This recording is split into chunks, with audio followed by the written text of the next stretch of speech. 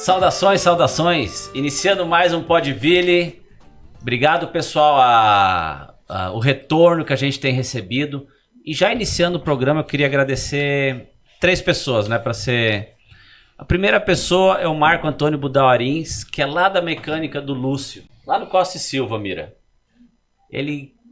Cara, toda vez que a gente conversa, ele acompanhou, vê um detalhe. Esses dias o Wagner, né, que esteve aqui conosco, jornalista, falou do irmão dele. Então sensacional. Abraço, Marco. A segunda pessoa, agradecer. Esses dias eu conversei com o Padre Anderson, das milhares e milhares de interações, né? Foi sensacional. O padre foi... Até hoje ainda repercute aquele Até programa. Hoje repercute. As pessoas falam, eu vi semana passada do padre. É que tu viu semana passada. O Padre Anderson foi um fenômeno.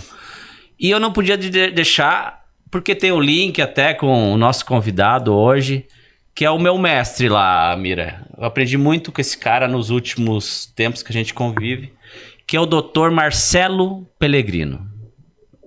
Lá de Florianópolis, mestre no direito eleitoral nesse período. O Dr. Marcelo coloca a advocacia catarinense, Mira, no cenário internacional quando se fala em direito eleitoral. Sim. Então, Dr. Marcelo, abraço e obrigado. Toda conversa, toda troca de informação é uma aula. Um abraço pro Dr. Marcelo lá em Florianópolis. Wilson, contigo aí, cara. Olá a todos que nos assistem. É muito bom contar com a audiência de vocês.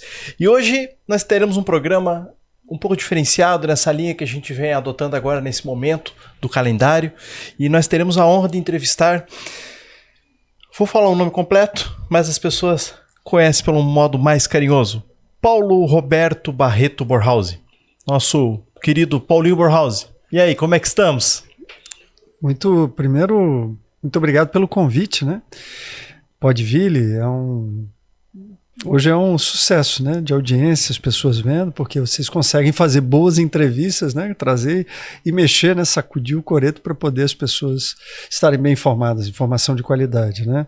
Então, Ivan e Wilson, eu quero agradecer a oportunidade de estar aqui, e é sempre bom estar em Joinville, na região norte, né? Aqui a gente aprende muito, a gente vê muita coisa bacana e tira daqui muitas experiências que a gente leva para a vida, né? Depois nós vamos falar de algumas coisas sobre experiências de vida e coisas que a gente pode participar aqui da nossa região e é muito legal. A primeira, Paulinho, tu é nascido em 63. Esse isso. Paulinho se manteve e o Paulo não existe mais, né? Ou só em casa? Não, o Paulo existe para a Receita Federal, no imposto de renda, na carteira de identidade, na OAB, né? Tudo que é formal, né? Sim. Não, é Paulinho, porque eu tenho um tio que é Paulo. Né? Então, assim, para fazer a diferenciação, né? Então, eu tenho um tio que é Paulo, eu sou Paulinho. Então, algo que vem da família, então. Exatamente. Eu tenho o nome dos meus 2 tios, né? Um é Roberto e outro é Paulo. Então, eu sou Paulo Roberto. Aliás, me desculpe, doutor Paulo, falar assim, o Paulinho é advogado. Eu sou advogado, sou formado em advocacia, tenho muitos anos aí rodei na advocacia, mas também publicitário, fui operador de mercado financeiro, fui vendedor de máquinas copiadoras, né? Operei no mercado de grãos, eu tive uma passagem pela Perdigão, à época, hoje é Brasil Foods, né? Eu tive uma agência de publicidade, foi a Artiplan Sul, eu fui sócio do Roberto Medina, as pessoas conhecem mais pelo Rock in Rio, sim, né? Sim. Durante 12 anos, então assim, sou empresário e advogado, hoje só advogo. Hoje tenho um escritório de advocacia com meu filho mais velho, e essa é a minha atividade profissional, não tem nenhuma ligação com o governo, não sou funcionário de lugar nenhum, né? Iniciativa privada. Opção, iniciativa privada, por opção, né? E sou muito feliz assim, e quando eu posso, eu ocupo uma posição pública, geralmente, e principalmente pelo voto, com algum projeto, alguma coisa que seja importante aí para a vida das pessoas, e essa é a minha linha de vida, né? 4 filhos, ser advogado, empresário e também homem público em diversas situações, né? Até porque eu já tive bastante participação na vida pública de Santa Catarina e do Brasil. 59 anos, né, Paulo? Vou fazer agora. Vai fazer agora. 19 de setembro. Geralmente antes da eleição eu faço aniversário. 59. Meu pai faz dia 1º de outubro. Então ele sempre faz um dia, ou no dia da eleição, ou um dia depois da eleição, né? Dependendo do... Teu pai, Jorge Borhausen. Isso, é o para aqueles Jorge. que nos assistem. Isso, meu pai é o Jorge. Tu nasceste em Blumenau, né? Sou blumenauense, fiquei lá até 12 anos. Aí depois saí com o caminhão de mudança, né? Porque quando em 12 anos você não diz pra onde vai, né? Eles põem a mobília no caminhão, tu vai com teu pai. Não sou filho de militar, mas sou filho de político. Sim. E aí, né, fui me mudando por aí, né? Morei na capital, depois fui embora, morei em São Paulo, morei no Rio, tive uma temporada fora, no exterior, depois voltei e hoje sou radicado em Itajaí, que é o berço da minha família, né? Eu sou neto de itajaiense e assim, eu ando por toda Santa Catarina, né? Mas eu sou um homem assim mais dessa nossa região, né? Sim. E tenho grandes amigos em todos os lugares, porque se tem uma coisa que eu coleciono na vida, eu não tenho matchbox, né? Aquelas coisinhas, nem consigo coleciono, eu coleciono amigos, né? Eu acho que a vida é a arte de criar amizades, né? Os seus amigos são para sempre, né? Essa é a minha teoria, né? E a política acabou sendo para mim uma consequência disso, né? Tu falaste, você e mais 3. São isso. 4 irmãos. Tu é o mais Não, do meio? eu não sou 02. 02. A minha irmã é mais velha, depois venho eu, depois eu tenho um irmão, o Irineu, né, que tem o nome do meu avô, e depois tem o Rafael. Né? Mas na vida pública sou eu. Os outros têm atividades privadas, são empresários, advogados, psicólogos. Isso que como é que foi porque teu pai é histórico, né? Uma lenda e se Santa Catarina hoje é essa potência, a gente, né, se deve a esses caras que fizeram acontecer, né? Teve as gerações... Ajudaram muito. Povo trabalhador. São várias questões, bons né? empresários exatamente. E políticos melhores do que a média do Brasil para não estragar o Estado e quando podem ajudam. Né? Meu pai é um daqueles que ajudou. Né? Além de ajudar, não basta só não atrapalhar o que muitos fazem, ajudar, né? Também ajudou, né? Tem os que ajudam, né? Como é que foi tua infância? Porque imagina as reuniões, como é que era em casa isso? Ou isso o teu pai fazia questão de deixar fora? Ou tu conviveu com essas lideranças? Eu convivi com meu avô já, né? O Irineu, né? Sim, Seu Irineu foi governador do estado, foi senador. Claro. E eu convivi muito com ele. Quando eu morava em Blumenau, ele morava em Itajaí, na praia, em Cabeçudas. Então, todo final de semana a gente estava lá e minhas férias eram todas em Itajaí, né? Então, assim, eu convivi muito com meu avô e muito com meu pai. Então, a política era um dia a dia da minha casa, com Antônio Carlos Conde Reis também, né, que nasceu primo irmão do meu pai, filho uma irmã da minha avó, da Marieta, ali do Hospital Marieta de Itajaí. E então, Antônio Carlos também, né? Eu me lembro que toda a transição do governo do Antônio Carlos, quando ele foi ser governador em 75, eu tinha 11 anos, 12 anos, foi feita na casa do meu avô lá na praia, em Cabeçudas, né? Então, todo o secretariado formado. Então, assim, a política, ela parte do dia a dia. Mas eu nunca tive do meu pai, nem do meu avô, nada. Você vai ter que ser político e tal. Não, nunca. Tanto que os demais não foram, né? Eu sou exceção. Eu sou 25% lá, 75% não tem política. Eu ia justamente chegar nessa pergunta, assim. Porque a gente é moldado pelas nossas experiências, pelas nossas práticas, por aquilo que nos realiza, até por nossos traumas. Olhando em retrospecto, apesar de 3 irmãos não políticos, que não têm tanto envolvimento político, existia a opção do Paulinho não ser político? Hoje você não está político, né? A gente, na verdade, nunca deixa de ser político, né? Porque mesmo na iniciativa privada acaba sendo político, mas você se identifica de outra forma? Eu nunca vi política como profissão. Essa é a diferença. Então, não, profissão não. Eu sempre procurei ter a minha vida privada, né? Então eu me formei advogado, trabalhei no mercado financeiro, tive empresa, várias empresas, fiz questão de trabalhar, de montar minha vida. E quando eu decidi, já com 27 anos, que eu iria participar da vida pública, eu já tinha morado fora, tocado a minha vida, né? Estava casando, né? Com 27, 28 eu casei, né? E então, assim, eu tinha vocação, tenho vocação, Mas para mim a política era uma arte de fazer a boa política no sentido de eu poder acrescentar alguma coisa, né? Não pelo fato de ser filho de um político, ou neto, ou coisa parecida, isso aí é uma coisa que as pessoas confundem muito, né? Porque eu, pelo menos, eu tenho um médico que já é filho de um médico que era do meu pai, do meu avô, né? A gente tem uma tradiçãozinha, Sim, né? Às sim. vezes é um advogado da família e tal. Então, mas a política, ela ficou um pouco estigmatizada com isso, né? Porque misturou muito profissão político, né? Então as pessoas não gostam muito dessa coisa do cara, ele é político profissional Sim. e tal.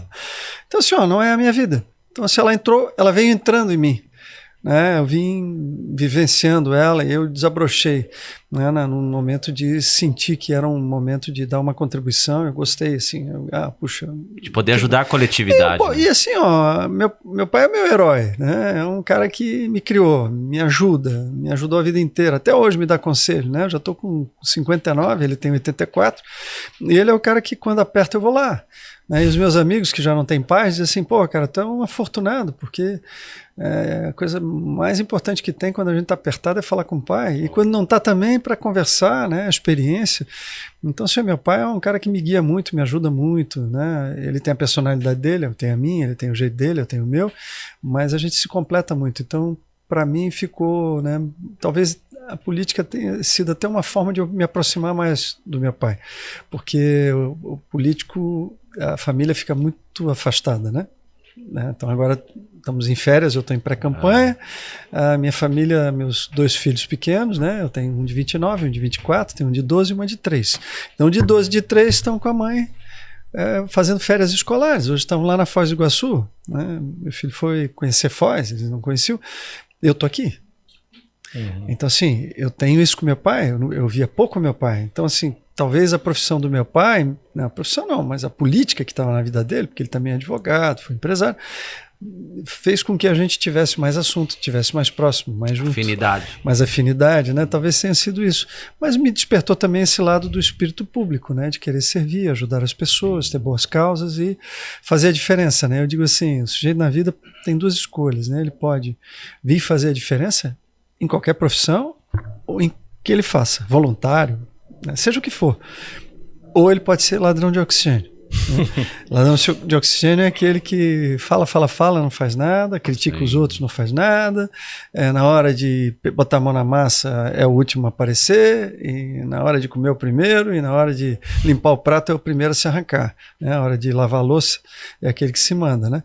Então, assim, é uma vida de construção, né? Então a minha linha de vida é essa, né? Eu tenho muito orgulho da minha família, de onde eu nasci, né? Tenho orgulho de ser catarinense, tenho orgulho de fazer parte de um estado que o Brasil inteiro olha e diz, puxa, como eu gostaria de viver em Santa Catarina, um estado tão bacana, né? Apesar de vez em quando o pessoal assim que a gente discute na política, dizendo, Santa Catarina é um estado de porcaria, porque a tua família nunca fez nada, aí é engraçado, aí chega um amigo dele de fora e diz, Santa Catarina é o melhor estado do Brasil, eu moro aqui, queria morar aqui com a minha família, vem tudo pro litoral, né, no verão, então mesmo isso aqui, nem nós conseguimos chegar em Barra Velha, né, sair de Joinville, Barra Velha é difícil, né, é melhor ir pro São Chico, né, e aí eu digo, engraçado, o cara que fala mal de Santa Catarina e diz que os políticos aqui não fizeram nada, por isso que o estado está uma porcaria, ou mesmo que diz para o amigo quando chega aqui que o estado é lindo, maravilhoso, ele diz, não, realmente Santa Catarina é um baita-estado, aqui é tudo de bom,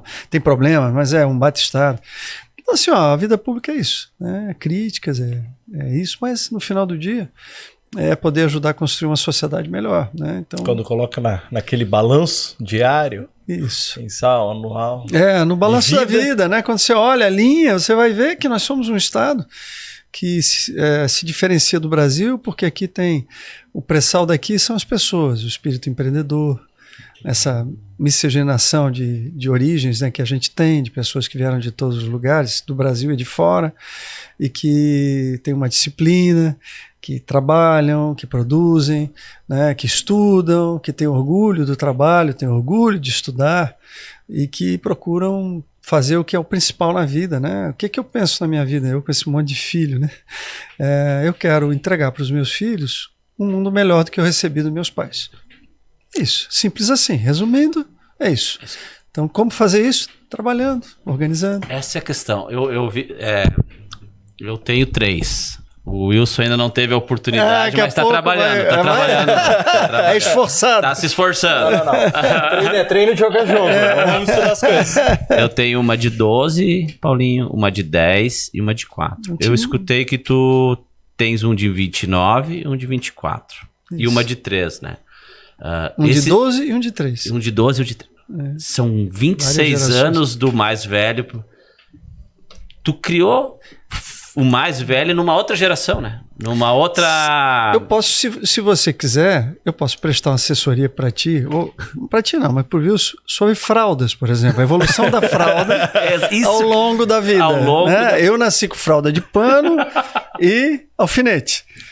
Os meus já começaram a ter fraldas descartáveis e tal, então conheço as de gel, sem gel, que funciona, que não funciona. O dia que tu tiver filho, pode pedir para mim. O preço delas também foi evoluindo, né, Paulinho? Cara, é por isso que antigamente fazia chá de bebê, hoje é chá de fralda.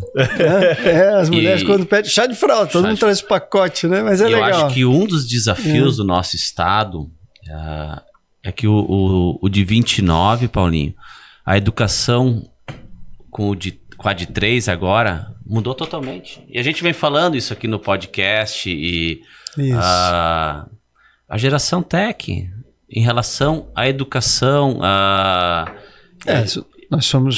Eu sou analógico e eles já são todos digitais, né? O meu de 29 já era uma fase mais digital, a menina agora, essa de 3, ela é totalmente digital. Mas assim, isso faz com que nós que somos pais tenhamos que evoluir. Então, assim, a contribuição que a gente pode dar é se informar permanentemente, né? Sim. Para poder ajudar na criação. Mas, assim, tem uma coisa principal disso, né? Dessa geração tech, né? Essa geração de tecnologia e tal, é que cada vez mais é mais importante o seio da família, os seus valores, né? Porque pode mudar o meio. Analógico, digital, eu escrevo aqui, eu escrevo no iPad, eu faço lá, eu tenho informação aqui, eu tenho informação no papel, tudo bem. É só a forma, mas a essência é a pessoa. Então, assim, quais são os teus valores, aquilo que tu transmite, né? Essa corrente de transmissão que tu tens dos teus avós, bisavós, dos teus pais, como é que tu passa isso para frente, né, para continuar construindo uma sociedade mais justa, melhor, menos violenta, que tenha mais capacidade de, né, das pessoas viverem melhor, né, porque nós só temos uma passagem aqui, seja lá se é 50, 60, 70, 80 anos, a gente espera que seja 100, né, a tua geração talvez seja 100, mas assim, o que eu vou fazer na minha passagem, né, eu vou transmitir, né, e vou melhorar. O que eu disse? Eu vou pegar um mundo que eu recebi dos meus pais e quero entregar para os meus filhos um mundo um pouco melhor. Às vezes a gente se desanima. A gente acha que não vai conseguir. Mas vai. Por quê? Porque a grande melhora que tu podes fazer, ela é no individual também. Ela é nos teus filhos. Eu quero que meu filho seja mais preparado do que eu. Eu quero que as condições que ele tenha para desenvolver como ser humano, como profissional, sejam melhores do que eu tive. Mas eu vou transmitir para ele, né, o caminho, né, os valores, eu vou passar para ele, depois ele faz do jeito dele. O que ele vai ser, esse mais velho é advogado como eu. Sim. Foi por opção. O outro já é administrador, tá pegando outra função, daqui a pouco eu vou ter um músico em casa, eu vou ter um jogador de futebol, sei lá, é uma opção de cada um. Eu não quero que eles tenham a opção da minha profissão. Eu quero que eles sigam o caminho da vida com valores, né, que eles formem a família deles, que eles tenham a opção dele. Pode casar, pode não casar, pode ter filho, não ter filho, isso tudo é uma escolha, né? A escolha que a gente tem. Mas assim, que eles sejam felizes e que eles contribuam, que eles se sintam úteis onde eles vivam e que eles frequentem mais uma igreja, né? Trabalhem um lado espiritual, Sim. de formação, do que a farmácia, né? É isso que a gente tenta, né? Que entendam que o mundo precisa ser preservado, que a gente tem que olhar o meio ambiente, a natureza com outros olhos, que a gente olhou, que a minha geração olhou, eles precisam olhar diferente, a gente já gastou quase que a parte deles, né? Eles precisam ajudar a preservar o que tem, melhorar, mas isso tudo está acontecendo. Eu vejo assim nessas gerações lá em casa, né? Lá é de 0 a 30, né? Mais ou menos. Né? Exatamente. Então assim, eu vejo a consciência do meu filho, dos meus filhos, a criação, a educação. Eu prezo muito por isso, né? O ambiente familiar, a coisa de fazer. Então, cara, o mundo vai melhorar. né? Não na velocidade que a gente gostaria, nem da forma que a gente gostaria, mas o mundo vai melhorar. Agora a gente tem que fazer a parte da gente. Por isso que a gente está aqui em Joinville hoje, sentado, porque vocês com a comunicação ajudam o mundo a melhorar. Essa é a nossa ideia. Vocês passam informação, trazem experiências diversas, né? Que sou eu, aí vem a mãe, vem o padre, aí depois vem um professor, aí vem tal, e você vai distribuindo, e quem vai nos ouvindo aqui, quem está nos interagindo, vai tirando um pouquinho de cada entrevista e ajudando aí a melhorar a vida das pessoas que estão em volta, né? Certamente esse é um dos nossos objetivos, assim. O Ivan sempre fala nessa nossa pegada de comunidade, sabe, Paulinho? Porque o que acontece? Podcast tem de monte, né? Todo mundo tem um podcast. Então a gente tenta justamente ter essa questão mais regional, mais local, dar voz para quem faz algum trabalho relevante. Porque eu acho que a gente já tem tanta coisa negativa acontecendo, então a gente está aqui tentando justamente nesse pequeno trabalho de melhorar o mundo. Isso, então são experiências de vida. No final do dia, a gente vai distribuindo as experiências de vida, né? Exatamente. E assim, eu quando passo para a vida pública, né? E a gente tem aí uma agenda para conversar sobre coisas que foram importantes aqui para o Estado, para a região, para o Brasil. Comecei a minha jornada, eu tinha 26 anos. 26, eu corri a primeira eleição com 27, mas 25 eu comecei uma primeira jornada política. E hoje, né, no alto dos meus 58, quase chegando em 59, eu já consigo olhar para trás e ver qual é a minha essência, né? Qual é a essência, né, do ser humano? Cada um tem a sua. Qual é a minha, né? Eu tenho uma essência de SOAP, né? Aí tu vai dizer, o que é isso, Paulo? SOAP é sonhar, ouvir, planejar e entregar. Então, geralmente, uma jornada pública ela fica incompleta quando esse último E não acontece. Então, tem muito SOP, mas não tem SOP. Por quê? Porque é difícil. Sonhar, todo mundo sonha. Sim. Ouvir, alguns ouvem, os outros não, mas a maioria ouve. Aí o cara planeja, mas na hora de executar, a coisa não acontece. E como é difícil entregar na política, né? A entrega, né? Isso. O objeto. Então, assim, Parece que o sistema foi feito para não ter a entrega, né? Mas as pessoas, sabe o que é a cabeça, o mindset, como chama, né? A cabeça, né? A programação da nossa cabeça, e aí vem muito da educação. É lógico que quando o cara é artista é artista, ele tem que ver o mundo lúdico, ele tem que ver esse mundo mais, às vezes colorido, ou em preto e branco, né? Tem muito mais ligado com a psique dele, com a coisa. Mas é muito importante a cultura, a arte, ele tem uma vibe. Mas quando você vai para o mundo da realização das coisas, né, do concreto, você precisa entregar. Então, você tem que entregar. Você está no parlamento, você tem que entregar boas leis. Você precisa entregar leis que sirvam para as pessoas, para melhorar um pouco a vida delas, né? Para encaminhar assuntos e soluções que elas esperam. Se você está no executivo, você tem que entregar obras, algumas de cimento, ferro, asfalto, e outras não, que são de orientação, de organização, né, para a sociedade, através da educação, através da orientação. É muito difícil, né? Por isso que você vê quem falha e quem consegue fazer a entrega, né? Então o mundo você tem que ser SOP na vida pública, na sua vida pessoal, né? Você tem que ter entrega. Se você não tiver entrega, fica muito difícil, né? Então essa é a minha vida, por isso que eu participo ainda da vida pública, tendo a minha vida privada. Eu tenho que ser SOP em casa, preciso entregar, né? Eu preciso sustentar meus filhos menores, preciso orientar os meus maiores, preciso dar o exemplo, né? Porque falar muito também não adianta, tem que, né? Eu aprendi muito com meu pai olhando, vendo, e não o que ele falou. Às vezes ele falava, não me interessava o que eu via que ele estava fazendo. E é assim que vai, é por exemplo que a gente faz, né? Então, assim, na vida pública é isso. Então, eu tenho, assim, tanto no legislativo como no executivo, quando eu passei em funções públicas, graças a Deus eu pude fazer muitas entregas. Sim. Assim, até, vou dizer assim, tem muito mais Paulinho Bornhausen na tua vida do que tu possas imaginar. E a gente vai conversar um pouquinho sobre esses temas, porque a gente já papeou antes aqui. Sim. E vocês têm uma agenda de realizações, de coisas que foram feitas por equipes, né, que eu liderei, mas que deram excelente resultado aí para a sociedade e trazem até hoje benefícios, né, que é isso que é importante. E daí eu volto a dizer aquilo que eu falei no início. Se Santa Catarina tem esse status hoje tem uma história de pessoas que trabalharam e trabalharam muito bem, se dedicaram, claro, com a população, né, com o esforço de todos, mas tem um histórico. E tu tá nessa história, né, Paulinho? Tu tem 3 mandatos de deputado federal e 1 de estadual. Isso. E no executivo, se eu não me engano... Secretário de Estado. Fui secretário de Estado, né, de Desenvolvimento econômico, né? Exatamente. Foi na gestão... Colombo. Do Colombo, primeira. Do Colombo. 11, 14. Do nosso candidato a Senado pelo PSD, né? Que hoje é o candidato a Senado na chapa que eu vou PSD, é o pré-candidato. Pré-candidato. Ele é pré-candidato hoje, ele será candidato depois da convenção, ele é pré-candidato, né? Então aí dentro disso tem uma agenda, né? Aí nós já estamos falando da agenda pública.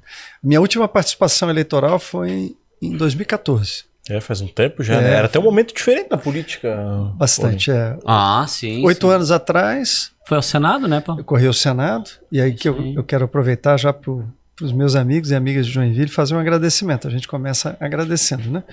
Eu aqui tive a honra, a bênção de fazer 101.773 votos em Joinville para senador.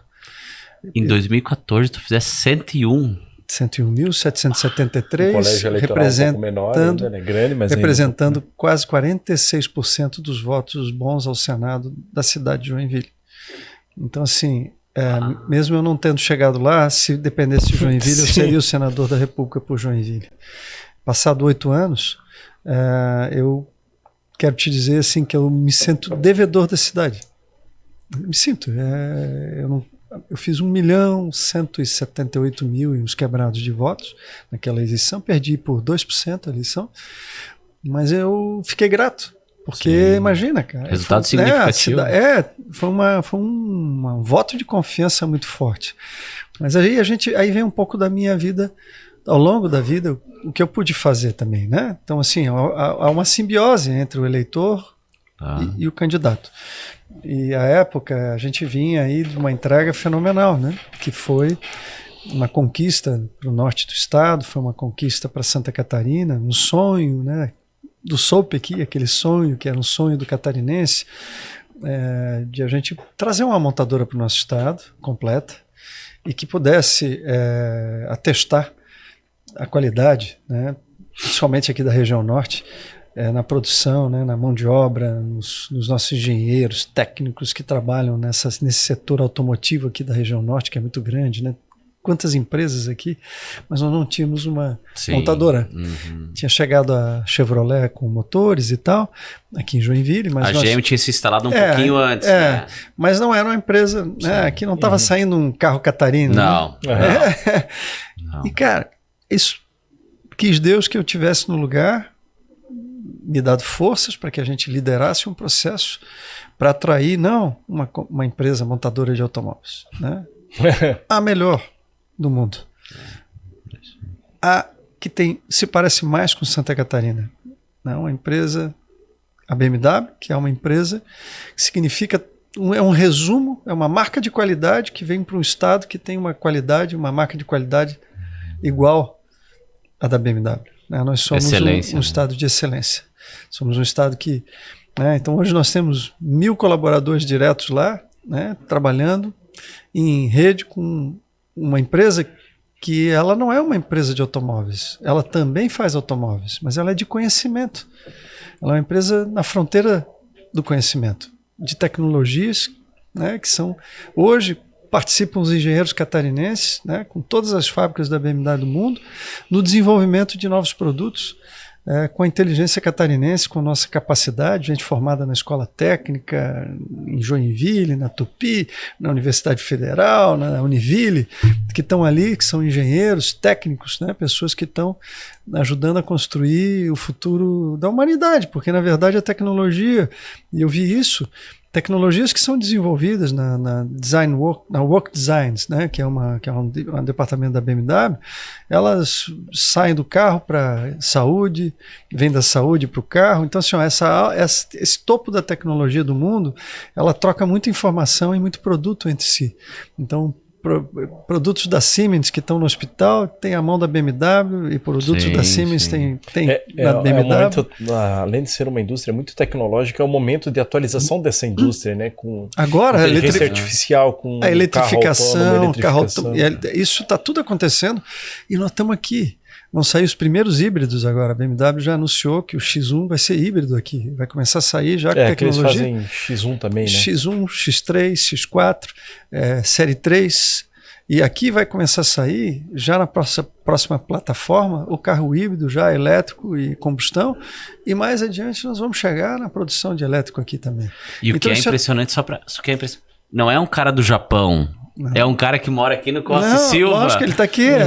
Que a gente vai encontrar ele no Angelone fazendo compras. Então, incrível. São os próprios carros, desculpa, Paulinho, os próprios carros da BMW, protótipo, teste, aqueles quadriculados que muitas vezes você vê pela rua, carros estranhos assim, placa verde, se eu muito não me engano, quando é teste, a gente percebe aqui circulando aqui na cidade, porque como a fábrica está aqui do lado, na região metropolitana de Joinville, Araquari, a gente percebe justamente essa circulação aí. E como o João falou, não é só os carros aqui circulando, é as pessoas, né? Essa mão de obra qualificada, muito que é atraída para cá e muita que é desenvolvida aqui mesmo. A troca é a coisa da universidade com a fábrica, e os alemães, eles têm uma coisa muito bacana, esses alemães da BMW, eles têm uma política de gestão territorial integrada, eles participam da comunidade onde eles se instalam.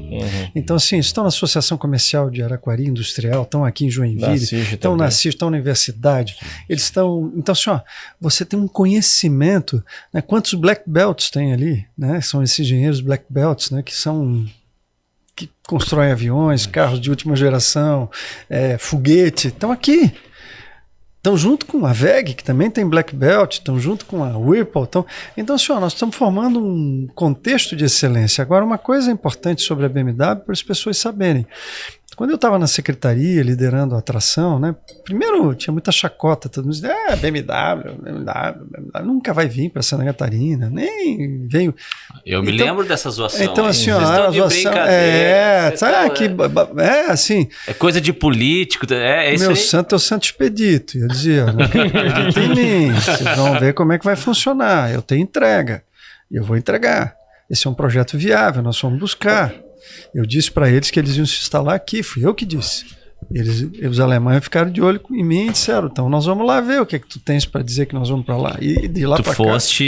Não, aqui em São Paulo, na BMW, quando eles anunciaram que eles queriam fazer uma fábrica na América Latina, eu peguei o avião, fui lá, sentei na frente deles, prazer, sou Paulo Bornhaus, secretário de Desenvolvimento Econômico de Santa Catarina, e vim aqui dizer que vocês vão se instalar em Santa Catarina porque nós escolhemos vocês.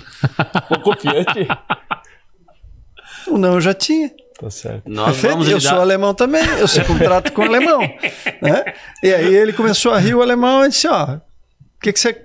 E eu disse, marca o dia da visita. Ele puxou um calendário, olhou, disse, daqui a 2 semanas nós vamos fazer a primeira visita a Santa Catarina. Se é que vocês querem muito que a gente vai lá. Não estava no nosso roteiro. Eles iam a Minas, Paraná, São Paulo, Cidade do México, tinha mais um local que eu não me lembro. Antes da tua visita, não estava no roteiro deles. Não estava mapeado. O que faz sair, tirar a bunda da cadeira e ir a um lugar, né? Não adianta ser secretário para ficar com a bunda na cadeira. E você sabe, Paulinho, o Ivan com certeza tem lembrança disso, não é a primeira vez que a gente trata da BMW aqui no Podville. A gente já teve aqui com o Jonas Schilp, o nosso atual presidente da JORPM, e ele participou um pouco do processo da construção da fábrica. Um pouco que a gente é modesto. Muito porque eles ganharam, né? A construtora deles ganhou a construção da fábrica e ganhou o prêmio naquele ano da entrega da fábrica na melhor obra de engenharia na Alemanha. Sim. Ele relatou. Eles foram buscar o prêmio lá. E tu sabe uma coisa assim interessante que ele falou, a abordagem, o approach deles foi muito parecido com o teu na questão da atração da fabricante para cá. E o deles para a construção foi da seguinte forma, olha só, a gente tem muitos pontos positivos, vocês já sabem, a gente está apresentando aqui para vocês os pontos negativos. E aí a gente quer construir junto com vocês as soluções para esses pontos negativos da nossa empresa. Fazer uma grande obra. Para junto construirmos isso. E aí acabaram E é verdade, tanto porque na época interagia com a líder, né, a doutora Gleide, que é vice-presidente da BMW no Brasil, e eu perguntava para ela como é que está o processo de escolha, né? Ela disse, nós vamos fazer com uma empresa catarinense, né, instalada em Joinville. Aí ela me disse, o pessoal do Perini, porque eles conviveram, eles já construíram, quando a gente escolheu o Perini para colocar a fábrica teste, né, para montagem, para treinamento, foi ali dentro do Perini, em 4 meses eles entregaram a fábrica, ali eles ganharam a BMW. Né? Eles fizeram de 0 a 4 meses, eles entregaram montada. Então assim, mão de obra aqui, catarinense, joinvilense, da região norte, né? Então a escolha da BMW foi muito feliz, né? Assim, volto a dizer, a BMW ela é o típico do assunto que, se não houvesse essa colaboração entre iniciativa privada, Estado, e não fosse o interesse, né? E aí quero dizer para vocês, no meio da construção da BMW, quando a gente estava no meio ainda, nós tínhamos uma consultoria no governo do Estado, uma consultoria francesa que estava aqui fazendo um levantamento para o Estado de quais seriam os requisitos para atração de investimentos. Era uma coisa para dizer que respostas nós teríamos que dar para os investidores. E quando eles souberam que a BMW estava se instalando, o francês disse para mim o seguinte, secretário, deixa eu dizer uma coisa, se a BMW se instalar aqui, como estão dizendo que vai se instalar, dessas 100 perguntas que tem aqui, que o investidor vai fazer, 70 ele não vai mais fazer. 30 ele vai perguntar porque é do negócio dele. 70 ele não pergunta porque a BMW já respondeu. Olha a importância. Credibilidade. Olha a importância. Lógico, assim, as pessoas não têm a dimensão. Quando ela põe aqui, é porque aqui tem. Aqui socialmente é mais justo. Tem preservação de meio ambiente. Mão de obra qualificada. Qualidade de vida. Isso tudo ela passou o contexto. Isso aí, ele disse, isso aí ninguém mais vai perguntar para vocês. Isso aí está respondido. Né? Aí ela vai perguntar o seguinte, eu preciso de um abastecimento de energia específico para o meu negócio, mas não vai perguntar se a Celesco tem capacidade de abastecer uma fábrica, porque está lá a BMW. Entendeu? Então, assim, as respostas vão sendo dadas e não vão perguntar se o governo é parceiro da iniciativa privada. Está respondido, porque senão eles não colocariam a fábrica aqui. Então, assim, isso traz uma chancela para o nosso Estado que permite que, nessa retomada que o mundo vai ter agora, nessa nova ordem mundial, econômica, geopolítica, geoeconômica, né? O mundo está vivendo aí nos próximos 100 anos vai viver um grande terremoto na tentativa da troca da hegemonia econômica entre China e Estados Unidos. Isso vai causar guerras, mas vai abrir oportunidades para um país como o Brasil, que é a fronteira do Ocidente, que pode se reindustrializar. E para se reindustrializar, você precisa ter as condições. Santa Catarina tem muito mais condições do que o Brasil para receber. O Brasil já vai receber investimentos, mas nós vamos receber muito mais. Então, por isso que nós temos que preparar. Por isso que nós precisamos ter uma bancada federal ativa, pronta, né, para vender Santa Catarina e defender a gente em Brasília. Por isso que a gente tem que ter um governador que olhe o futuro, que faça como o Luiz Henrique da Silveira fazia, pegava aqui o avião, saía, ia buscar um investimento, lutava para que ele viesse, né, trouxe aí, montou o Perini quando era prefeito, né, trouxe grandes investimentos para o Estado quando foi governador. Por quê? Porque ele sabia que Santa Catarina tinha que pular o Brasil, porque nós temos mais condições até do que o Brasil para oferecer, para atrair investimentos, para gerar emprego, renda e prosperidade para a nossa gente. Né? O atual governante, ele nunca fez, eu não conheço um investimento que ele atraiu. O Colombo deixou que eu fizesse isso, né? Me deu essa delegação. Sim. Nós fomos buscar vários, não é só isso. Fizemos os centros de inovação em Santa Catarina, está aqui o Ágora, que nasceu do Programa Catarinense de Inovação, que nós fizemos na Secretaria, tem mais 14 sendo instalados em Santa Catarina. O Perini cresceu muito na gestão Colombo. Cresceu muito. Mas aí veio a BMW, se instalou lá, e depois veio agora o Ágora. O Ágora era um projeto, é a parte privada do Programa Catarinense de Inovação, mas ali em Jaraguá fomos nós que construímos, Blumenau fomos nós que construímos, Chapecó, Joaçaba, em construção Itajaí, Brusque, está em construção terminando Tubarão, já em construção Criciúma. Então nós temos um sistema, nós planejamos e olhamos o Estado do catador de material reciclado à BMW. Né? Fizemos programas de inclusão social com com catadores de material reciclado, catador de lixo, né? Fizemos com os artesãos, passamos pela formação no Geração Tech dos jovens, mais de 6.500 formados para a tecnologia da informação.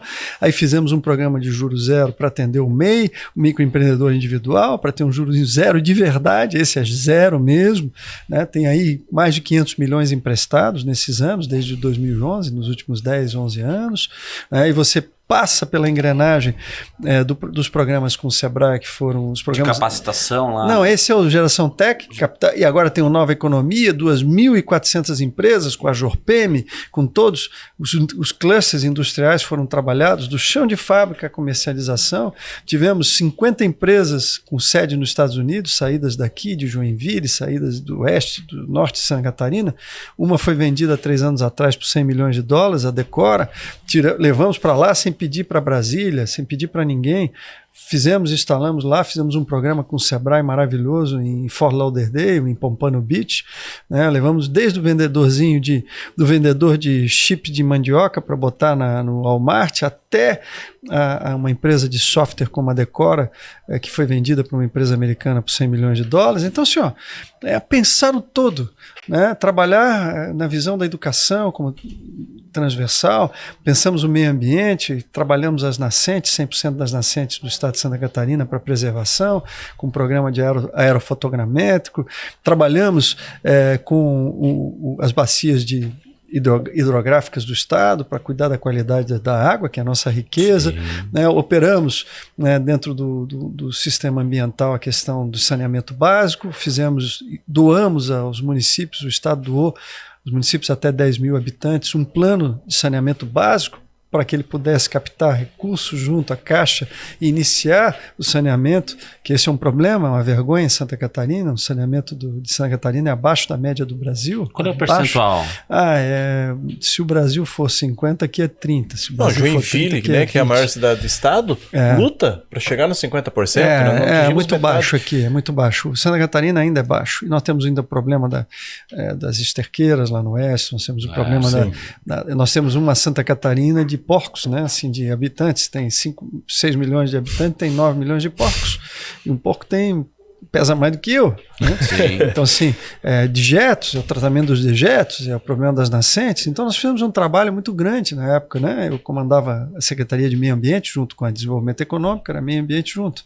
Então nós procuramos fazer a pegada de carbono do estado para preparar o novo mundo que vem aí. O Estado precisa entender o que ele polui, como é que ele mitiga, o que ele faz. Então a questão ambiental é super importante. Isso, o jovem hoje está muito de olho nisso, né? E ele tem razão. E nós começamos em 2011 a fazer um trabalho muito pesado nessa área, né? Então, assim, estou te falando aqui coisas que aconteceram e foram entregues e que têm resultados. Então, assim, isso o E do SOP lá. Esse é o E do SOP. Esse é só aquele momento, 11 a 14. Né? Então, assim, aí tu vai dizer, Paulo, mas tu começou e terminou em 11 e terminou em 14? Não, eu comecei muito antes. Sim. Eu comecei com a lei do voluntário, lá em 1998, né, quando as entidades não podiam trabalhar, quando o bombeiro voluntário sofria ações trabalhistas, quando o INSS ia lá tentar cobrar, dizer que o voluntário não podia. Nas APAES, hoje nos bombeiros salva-vidas, que hoje são os civis que estão ali, que a lei do voluntário conseguiu colocar, nos hospitais, né, que precisam de voluntários e que não tinham como botar, porque eu fiz uma leizinha simples, está ali, a lei do voluntário, 5 artigos, fiz. Aprendi com a minha andança. Lá em Joaçaba eu vi o problema da PAI, criei uma lei, aprovei, levei até o fim e hoje ela funciona. Há mais de 20 anos, está aí, 25 anos funcionando, ajudando a vida de todos os brasileiros. Você falasse em programa de microcrédito, e a gente sabe que é uma dessa característica do microcrédito, é o juro zero. E perceba que é um juro zero praticamente que real, porque já sem a CPMF, que é o incorretamente chamado de imposto do cheque, mas não CPMF, para quem não se lembra, porque já vai há alguns anos, não tantos, mas aquele impostinho que mordia 0,38 mordia da tua conta, depois que tu pagava todos os teus impostos, quando tu sacava o dinheiro, ele mordia. E olha só, Paulinho, eu enviava o dinheiro para o Ivan, sem Pix ainda na época, né? Imagina isso hoje com Pix. Eu enviava o dinheiro para o Ivan e eu pagava CPMF. Ele tá com dinheiro na conta. Quando ele sacava, ele pagava também. Quando ele sacava, enviava para você ou para outro, pagava também. E aí tinha essa cumulatividade, né? Postulado Que ano não. nós estamos falando isso, cara? Isso não é... O homem... Quando é que eu derrubei? Acho que sabe bem ali. Quando foi derrubada? Dezembro de 2007.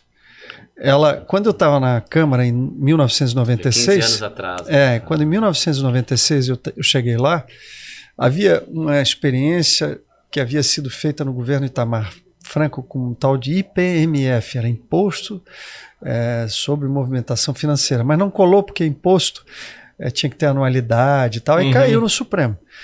Aí quando chegou o governo Fernando Henrique, o Adib Jatene propôs a criação de um imposto sobre cheque, CPMF, contribuição provisória, para uma competição para salvar a saúde do Brasil.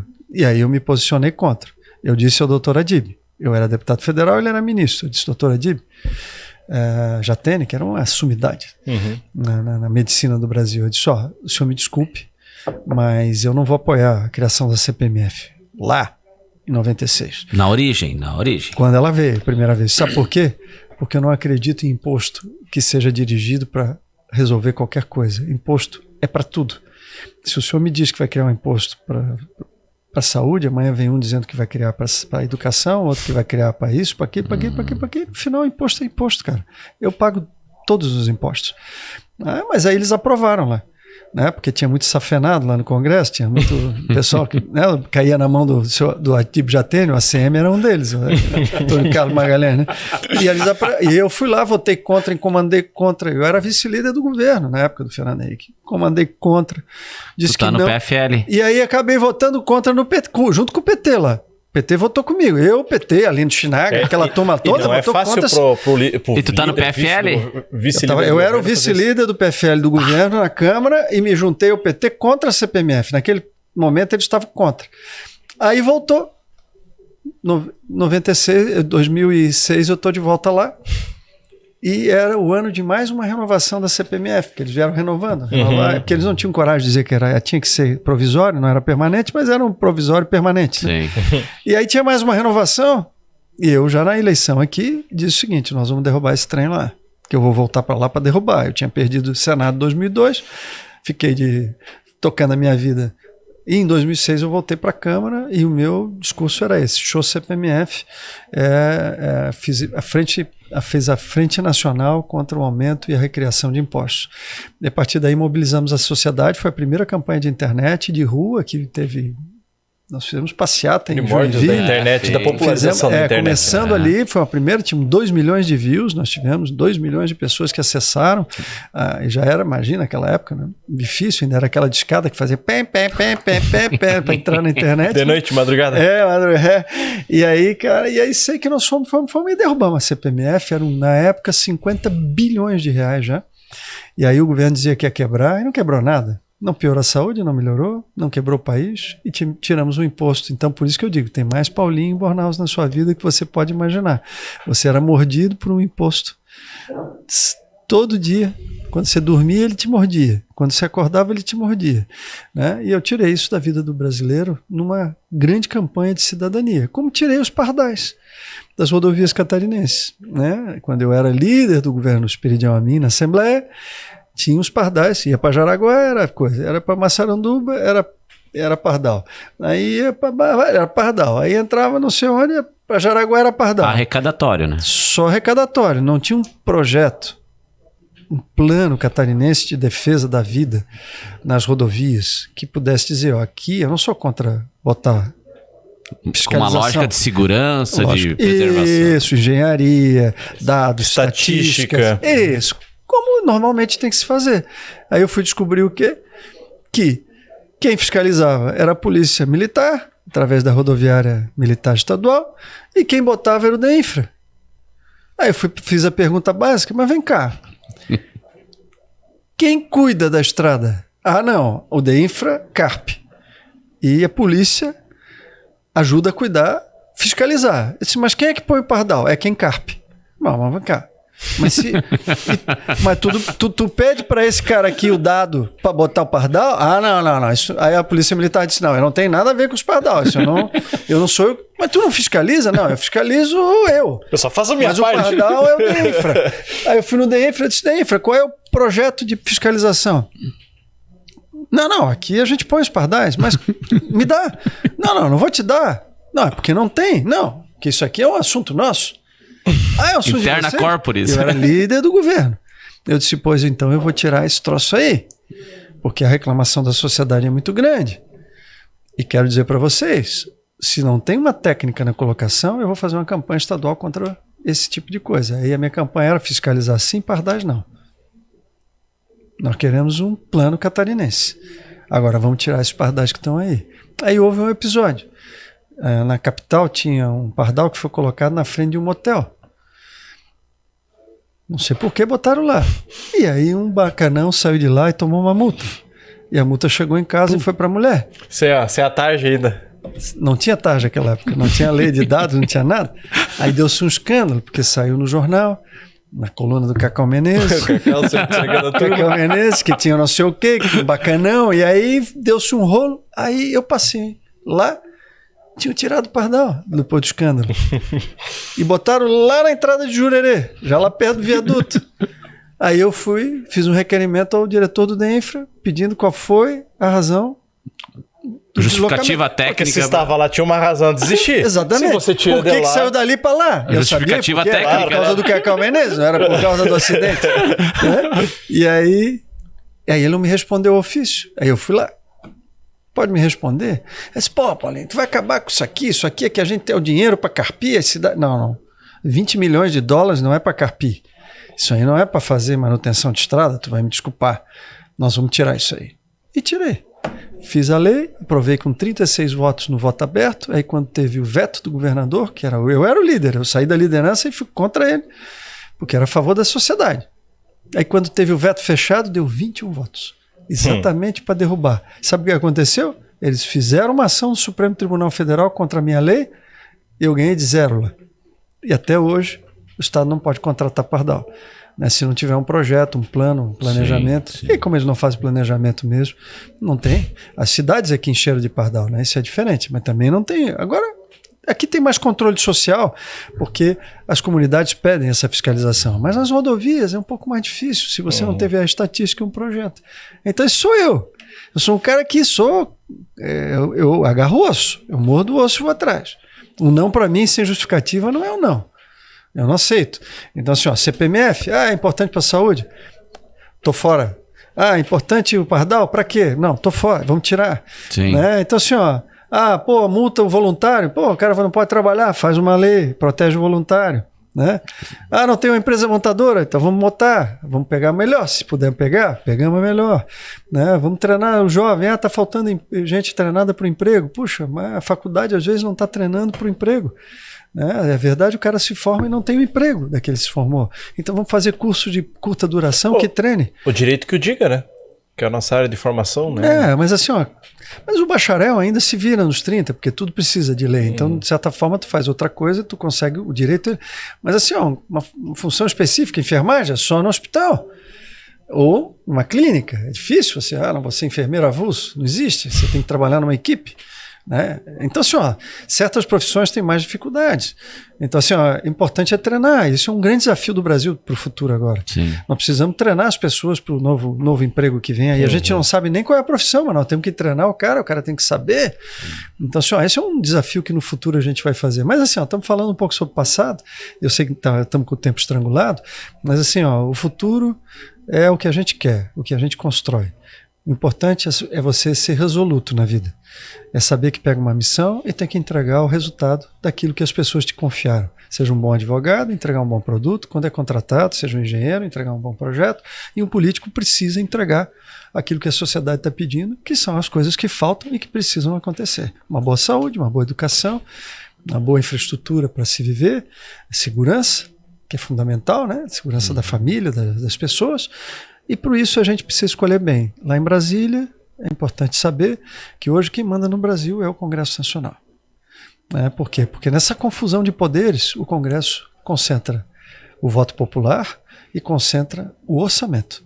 E o orçamento é a espinha do país. É ali que se diz onde vai se alocar os recursos que a gente paga dos impostos. E os parlamentares é que têm essa obrigação. Então nós dizemos quanto vai para o judiciário, quanto vai para o executivo fazer isso, aquilo, e o que tem que ser feito. E a pergunta é, se o Congresso manda no Brasil, quem é que você vai mandar para o Congresso Nacional? Então a gente discute muito a eleição de presidente. Exatamente. Discute demais a eleição de presidente.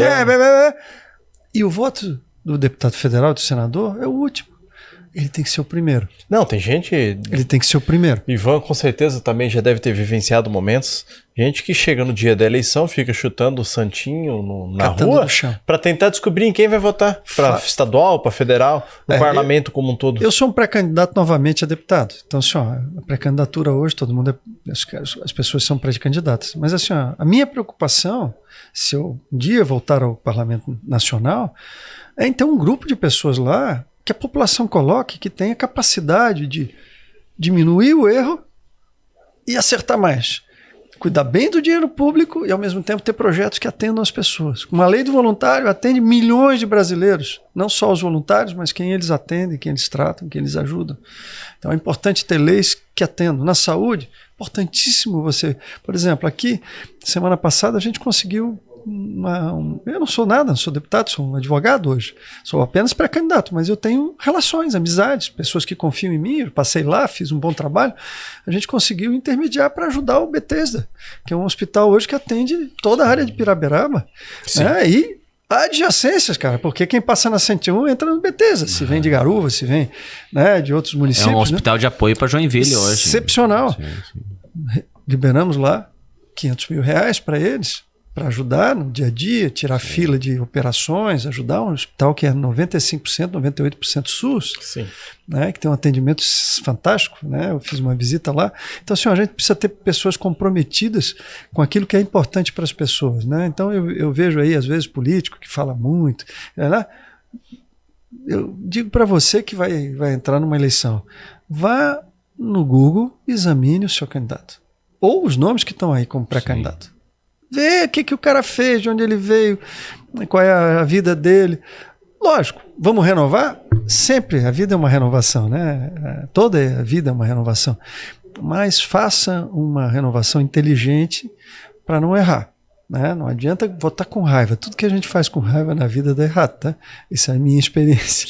Quando a gente está com raiva, a melhor cura-raiva é o travesseiro. Quando a gente está com raiva, deita e dorme, acorda no outro dia que a raiva passa e tu começa a viver de novo. Não vote com raiva, não faça isso. Vote com a cabeça, com a consciência, com o teu coração, mas pensando sempre no melhor e procure as informações daqueles que você pensa em votar, né? Paulinho, eu tenho a gente conversa muito em casa lá, eu tenho não sei se vai ser nessa, eu torço que você já comece agora, que a gente retorne a discutir coisas importantes. Vitais. Para aquilo que eu te falei no início. Não é nem para mim, cara. É para minha menina de 12, a minha menina de 10 e a minha menina de 3, pro meu de 12. Eu acho que a gente tá deixando... Essas pessoas estão desatendidas.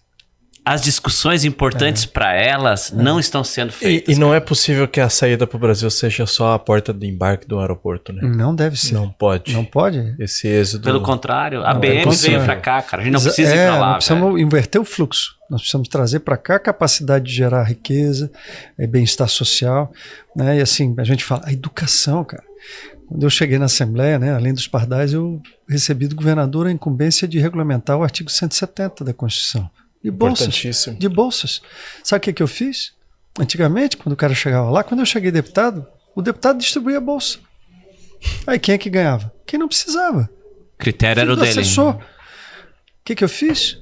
Uma lei, que é a Lei 180, que até hoje está em vigor. 170, não é 170? 170 é o artigo constitucional. Da Constituição do Estado. A lei complementar regulamentou. Eu fiz a lei complementar, porque estava lá 10 anos sem pagar bolsa para ninguém, porque não regulamentava, porque o artigo constitucional dizia regulamentado em lei, então precisava uma lei complementar. Estou falando coisa jurídica aqui com um advogado. E eu entrei lá, o Amin disse para mim, eu era líder dele, né? Ele disse, vai lá e resolve esse assunto da bolsa, porque eu fiz um compromisso com os estudantes para ajudá-los a fazer funcionar, eu quero ter a bolsa. Se o senhor tem alguma ideia, não, faz do teu jeito. Eu fiz. Mérito e carência, justiça sem politicagem. eu fiz um projeto de lei que... Como é que eu vou dizer que um estudante de uma universidade é carente? Qual é o critério? Do IBGE é um critério. Agora, na universidade é outro. Nós passamos para as universidades fazer o critério e a distribuição. Por critério objetivo, Técnico. mérito, porque tem que ter nota, não pode ser vadio, tem que querer. E carência, que não é uma carência igual a uma carência do IBGE. Volto a dizer, às vezes uma pessoa que ganha R$5.000 e tem 5 filhos e estudantes é mais carente do que uma que ganha R$2.000 a família e tem um filho. Tá entendendo? Então, assim, ó, é outro critério. Fizemos isso, sucesso, até hoje está aí. Não tem uma reclamação, vai na Univille. Não, é referência. Vai aonde for. É um programa que deu certo, né? Por quê? Porque eu faço com essa visão. Eu liderei esse processo com justiça. Né? É difícil ser justo. Né? É fácil dar as coisas na vida, mas o difícil é ser justo. E é isso que a sociedade quer. Correção e justiça. Só isso, mais nada. Pô, Paulinho, o Wilson, é sensacional, né, cara? Eu já vou de antemão agradecer ao Ivandro de Souza, que a gente conversou e possibilitou. Essa conversa é sensacional, Paulinho. A gente sabe que é um período de pré-candidatura.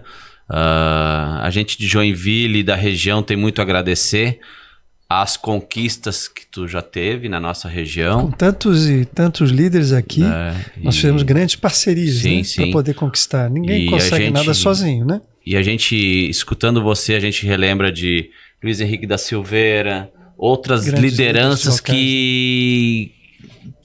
Volto a dizer, discutiu o que era importante discutir. Faz falta, né? Pô, que falta que faz. E eu acho que é um ciclo que a gente está passando, Paulinho, e a gente vai superar, nós catarinenses, nós brasileiros, e nós vamos retomar para que outras BMWs que possam vir por intermédio da política. Mas da política boa, da política que agrega, da política que deixa a gente orgulhoso, cara. Isso aí. Nós temos que ter orgulho do lugar que a gente vive, mas saber que ainda faltam muitas coisas e que a gente precisa trabalhar duro para conseguir. E boas parcerias, né? Mais amor no coração, menos ódio. Né? Mais vontade de fazer e menos conversa. Isso aí. Paulinho, Isso aí. muito obrigado. Eu que agradeço, Wilson. Obrigado. Importante realizarmos esse diálogo. A gente agradece também você que nos assistiu. Ivan, muito obrigado por nos proporcionar o Paulinho Borhaus aqui conosco. E a gente quer te desejar muito sucesso. Tá bom, na caminhada. Que você tenha realizado as suas perspectivas. E quem quiser conhecer um pouco mais do Paulinho Borhaus, acho que já viu um pouco hoje aqui no programa. E a internet também tá aí. Acho que a tua vida, né? É um livro aberto aí, todo mundo pode pesquisar. Muito obrigado. Nada, eu que agradeço, né? E para dizer para vocês, uma gratidão estar aqui, né, para a gente poder falar para tanta gente, ao mesmo tempo poder estar aqui com companhias tão boas como a de vocês, e uma gratidão de ter chegado até os meus 58 e ter a condição de ele ter me dado a vida que eu tenho, de poder continuar contribuindo, né, trabalhando, né, sorrindo e chorando. Né, que a vida faz parte. É sorrir e chorar, mas nunca perder a fé. Eu não perco a fé. Nunca. Obrigado, Paulinho. Obrigado, Wilson. Obrigado. Pessoal, mais um Podville. Semana que vem aí vamos ter umas novidades. Acho que eu vou ter um professor de polonês, Mira. Mas daí vou trazer um português, né? Nós vamos falar em polonês, alemão e português na próxima edição, provavelmente aí. Pessoal, obrigado. Valeu. Valeu, obrigado. Um abraço. Obrigado, tchau. Obrigado, Mira.